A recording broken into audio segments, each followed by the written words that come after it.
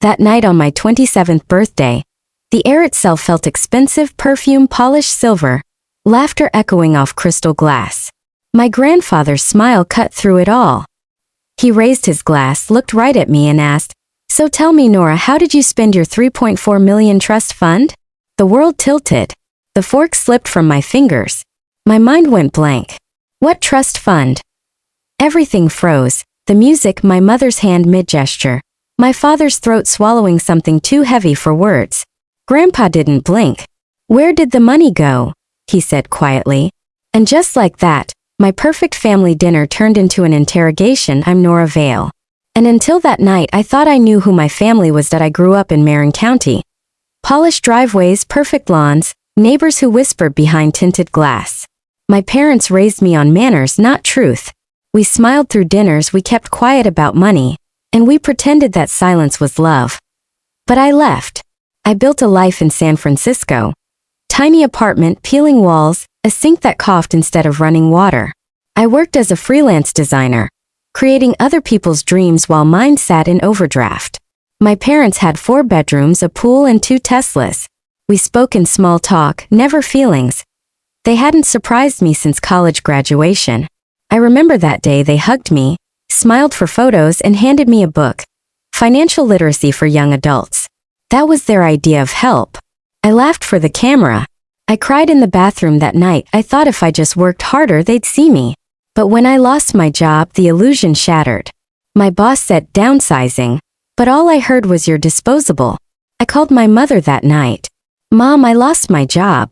"Oh, that's too bad, honey," she said, typing in the background. "You'll figure it out. You always do." "I'm behind on rent, Mom." "I don't know how." "Well," she interrupted, "maybe this will teach you to save better. Anyway, we're having dinner Saturday for your birthday. Don't be late. Atelier Cren. Dress nice. $300 a plate." I whispered it out loud like a joke that hurt. My roommate Sam looked up from the couch. "You don't have to go." "I do," I said. "In my family, skipping dinner is worse than blasphemy." That week dragged like wet cement. I sent out resumes, ignored rejection emails, and tried not to think about the empty fridge. By Friday I hadn't slept in 2 days. Sam found me hunched over my laptop at 3 a.m. "Go to bed, Nora." "I can't. If I stop working I'll start thinking." "About what?" "That dinner. Pretending everything's fine while I'm drowning." Sam squeezed my shoulder. "Then make it the last time they ever treat you like that."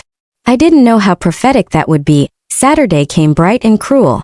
I wore a black dress from an old job interview, the only thing that still fit.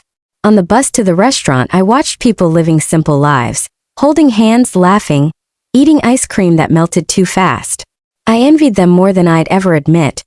Atelier Cren shimmered like a museum for people who never check prices. My parents were already seated, picture perfect. "Happy birthday, sweetheart," my mother said, air kissing my cheek. "You look tired," my father added. "I lost my job," I said. He nodded absently. "Well, that happens. You'll bounce back." They launched into stories about Europe, renovations, new cars. My words dissolved in their noise. I wanted to leave, until the door opened. My grandfather walked in. Sterling veil, silver hair, sharp eyes, presence like gravity. My mother's smile faltered. "Dad, what are you doing here?" she asked. "Celebrating my granddaughter, of course," he said, his eyes locking on mine. He sat beside me, ordered whiskey neat, and for a while we pretended this was normal. Then he lifted his glass.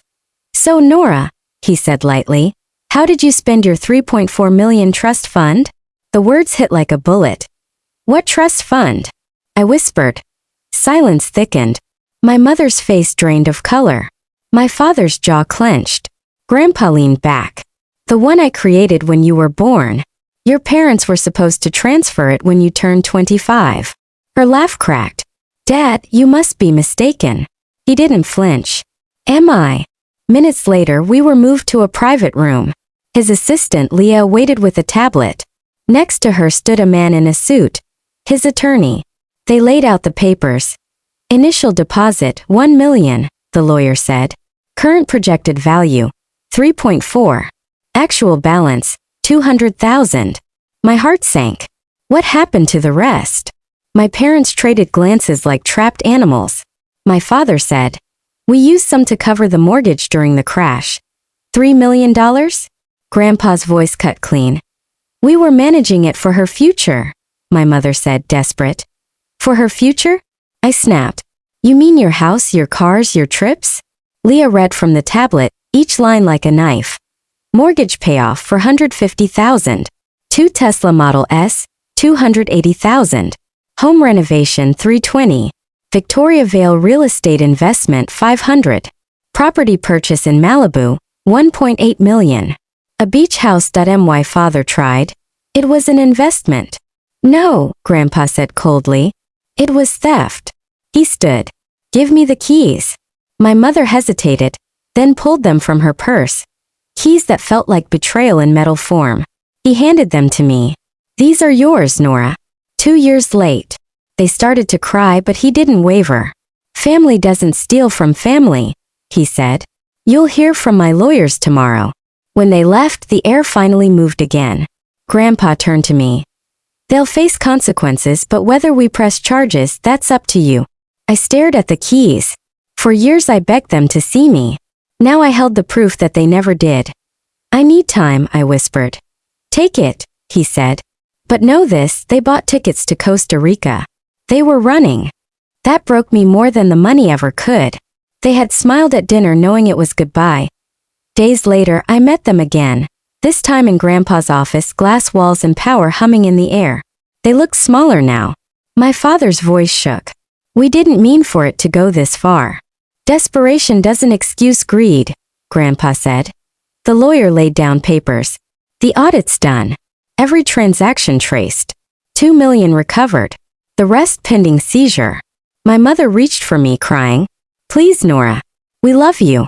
Don't send us to prison." I met her eyes. "I didn't take this to court. You did." When Grandpa asked for my decision, I thought of every silent dinner, every empty birthday, every, "You'll figure it out," I said.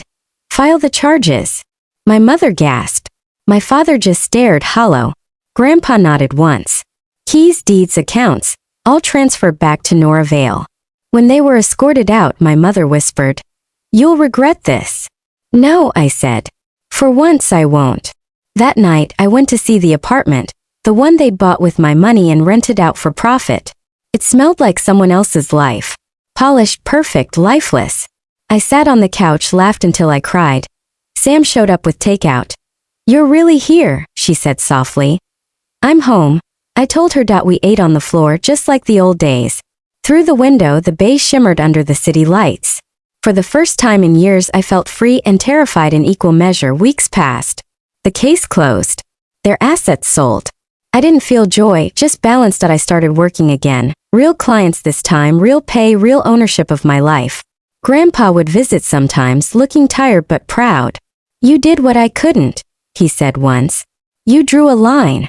That night, driving home, I passed the same restaurant. People inside were laughing, celebrating, clinking glasses, completely unaware that sometimes family dinners end with bloodlines breaking. I didn't stop. Some stories deserve to stay closed.